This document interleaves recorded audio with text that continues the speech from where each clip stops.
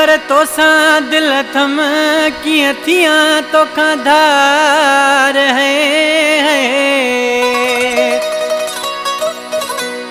दिलबर तोसां दिल थम किए थिया तोखां धार। ओ मला चे जुल्फकार मिठो आही महबूब तू। दोड़ो मंसूर ढंड का जुल्फकार मला जो उस्ताद इनायत बकवाजी जो दोस्त है।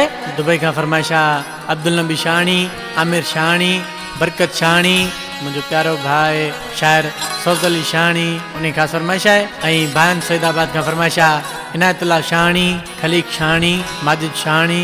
बदिक फरमाइशा नवाबजादा बुरान खान चांडियो साहब जा गनमैन रज़ा अली चांडियो, मुबशर अली चांडियो, वज़ीर अली चांडियो, नूर हुसैन चांडियो, मोहम्मद अली कुंबर ऐं मुजाहिद अली चांडियो।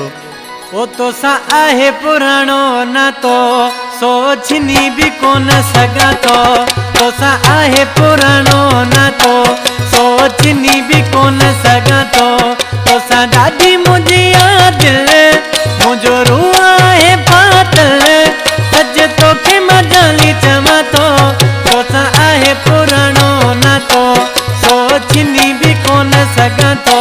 तोसां आहे पुराणो नातो सोचनी भी कोन सघां थो।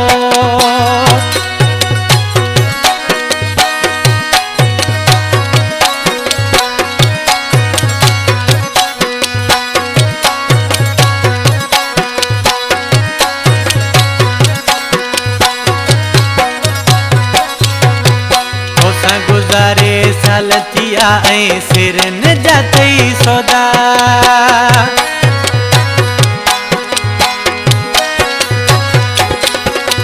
तोसां गुज़ारे साल थिया ऐं सिर न जातई सौदा।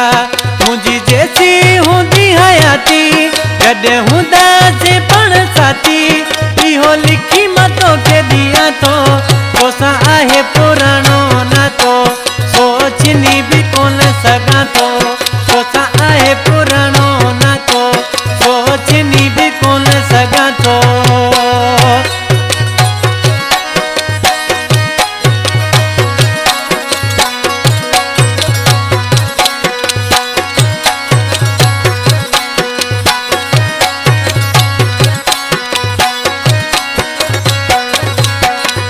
केॾा जानी ॾुखिया मोड़ आया पर पोइ भी निभाए रहियासीं।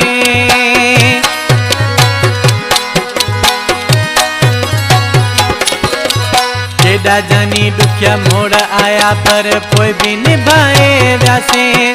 हिकु ॿिए जा आहियूं ॿई सहारा तूं मुंहिंजो मां तुंहिंजो प्यारा। तोखे ॾुख त कोन ॾियां थो। तोसां आहे पुराणो नातो सोचनी भी कोन सघां थो। तोसां आहे पुराणो नातो सोचनी भी कोन सघां थो।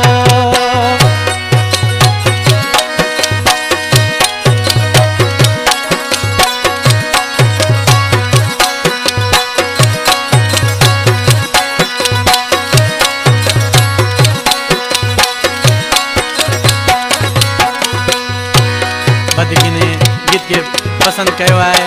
स्टूडियो में असां गॾु वेठा आहिनि अनवर शर ऐं अकबर शर जोर शहर वारा। ऐं हीउ गानो आहे मोहम्मद बख्श शाहनी जो। नायर मिसरा में छा थो चए? तूं जो मोहम्मद बख्श शाहनी ईंदो दुबई में दिलबर।